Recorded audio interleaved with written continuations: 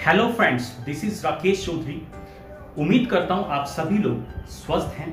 हमारी पिछली वीडियो में हमने सीखा था कि रिपीट करना कितना इंपॉर्टेंट है अगर हम नेचुरली ऑटोमेटिकली स्पीक करना चाहते हैं इंग्लिश में। तो चलिए आज आगे बढ़ते हैं थर्ड स्टेप की तरफ, क्योंकि मैंने आपसे बताया था कि 3 स्टेप्स हैं जो बहुत जरूरी हैं अगर आप इंग्लिश को फ्लुएंटली और ऑटोमेटिकली बोलना चाहते हैं, जिसमें फर्स्ट था हमारा listen, then repeat and then speak. तो आज का जो स्टेप है it's going to be very important for you, आपके लिए बहुत इंपॉर्टेंट होने वाला है, क्योंकि बिना स्पीक के कुछ नहीं होगा। स्पीक करना बहुत जरूरी है। तो करना क्या है हमें, देखिए जो कुछ भी अभी तक आपने सुना या जो कुछ भी आपने रिपीट किया, प्रैक्टिस किया, now this is the time कि हमें उसे स्पीक करना है, हमें उसे बोलना है, स्पीक करना है। तो स्पीक कैसे करना है, मतलब क्या करना है, क्या हमने सीखा है अभी तक या क्या हमें अभी तक आता है। सबसे पहला सवाल तो आपके मन में ये खड़ा हो सकता है कि अभी तो हमें आता ही नहीं है, तो हम क्या स्पीक करें। देखिए मैं यही कहूंगा कि यही हमारी सबसे बड़ी प्रॉब्लम है कि हमें ये लगता है कि इंग्लिश हमारी प्रॉब्लम है। वैसे मैं समस्या बोल सकता था, लेकिन मैंने नहीं बोला, क्योंकि मेरे मुंह से प्रॉब्लम ही निकलता है। वैसे आपके मुंह से भी ऐसा ही होता होगा, प्रॉब्लम ही निकलता होगा। चलिए फिलहाल मैं आपको बताना चाहता हूं, अगर आप सोचते हैं कि ये आपकी प्रॉब्लम है तो इसका सॉल्यूशन भी आपके पास ही है। वैसे मैं समाधान बोल सकता था, लेकिन मैंने नहीं बोला, मैंने सॉल्यूशन बोला। आप भी ऐसे ही करते होंगे, मुश्किल ही आप समाधान का प्रयोग करते होंगे, आपके मुंह से सॉल्यूशन ही निकलता होगा।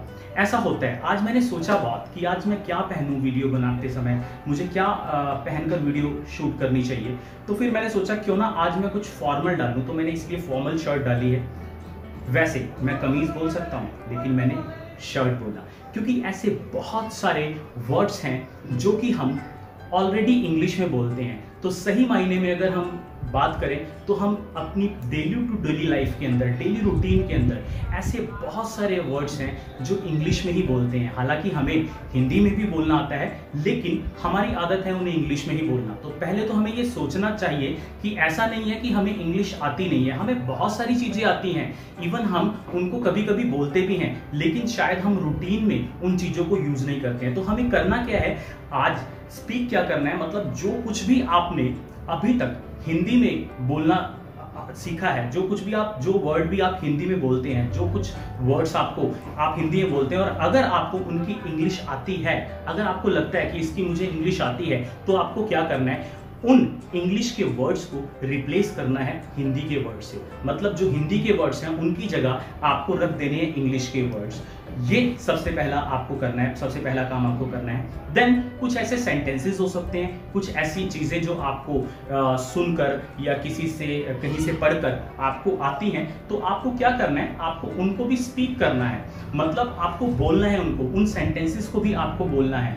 जितना आप बोलेंगे उतना वो चीजें आपकी जुबान पर चढ़ जाएंगी और आपसे वो नेचुरली बोलने लग जाएंगी, ऑटोमेटिकली बोलने लग जाएंगी। अभी हमें ये नहीं सोचना है कि हम इंग्लिश के वर्ड्स को या सेंटेंसेस को सही बोल रहे हैं या नहीं बोल रहे हैं, I mean, हम ग्रामेटिकली राइट हैं या नहीं है।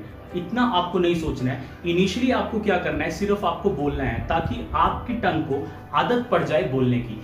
अगर once you get into the habit of speaking, अगर आपको आदत डल जाती है एक बार, तो with the passage of time and gradually हम क्या कर सकते हैं, उन मिस्टेक्स को ठीक कर सकते हैं और धीरे धीरे अपनी जो इंग्लिश है उसको बेहतर कर सकते हैं। लेकिन उससे पहले हमें जरूरी है कि हम एक फ्लो को बनाएं। उसके लिए हमें क्या करना पड़ेगा, बिंदास बोलना पड़ेगा, हमें विदाउट एनी प्रॉब्लम बोलना होगा, हमें बिना हिचकिचाए बोलना होगा। तो यही काम आपको भी करना है। आपको जो भी आपके फ्रेंड्स हैं या रिलेटिव्स हैं या आपके पड़ोसी हैं या आपके घर में आपके फैमिली मेंबर्स हैं, उनके सामने आपको कोशिश करनी है स्पीक करने की। जो कुछ भी आपको आता है वो आपको स्पीक करना है, और जो नहीं आता है, जो वर्ड्स ऐसे हैं जिनको आपको लगता है कि आप उन्हें बहुत बोलते हैं हिंदी में, आप उनकी इंग्लिश को फाइंड आउट कीजिए डिक्शनरी से। मोबाइल में आजकल बहुत डिक्शनरीज हैं, तो आप जितना उनको बोलेंगे उतना ही आपकी टंग पर वो चढ़ जाएंगे। And once these words get on your tongue, फिर आपको कोई भी रोक नहीं सकता इंग्लिश को बोलने से फ्लुएंटली एंड ऑटोमेटिकली। तो आज की वीडियो में बस इतना ही। अगली वीडियो में फिर मिलेंगे एक नए कॉन्सेप्ट के साथ। तब तक के लिए बाय बाय।